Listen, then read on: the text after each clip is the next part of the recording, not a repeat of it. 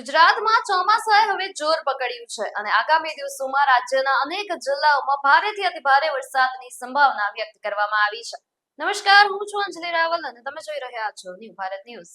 હવામાન વિભાગે વરસાદ, તોફાની દરિયો અને માછીમારો માટેની ચેતવણી સહિત અનેક મહત્વપૂર્ણ સૂચનાઓ જાહેર કરી છે.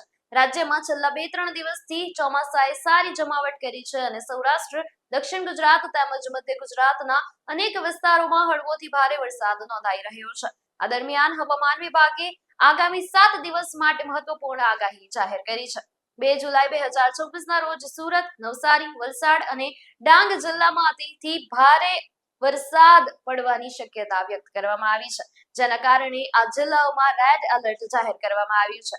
ઉપરાંત અમરેલી, ભાવનગર, ભરૂચ, નર્મદા અને તાપી જિલ્લામાં ભારેથી અતિભારે વરસાદની આગાહી કરવામાં આવી છે.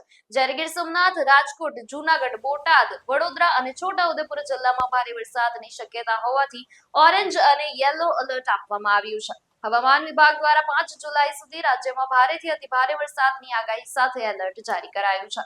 આજે 4 જિલ્લામાં રેડ એલર્ટ અને 5 જિલ્લામાં ઓરેન્જ એલર્ટ જાહેર કરાયું છે. હવામાન વિભાગના મતે પવનની ગતિ 40 થી 50 કિલોમીટરની રહેશે અને વીજળી પડવાની શક્યતા પણ રહેશે.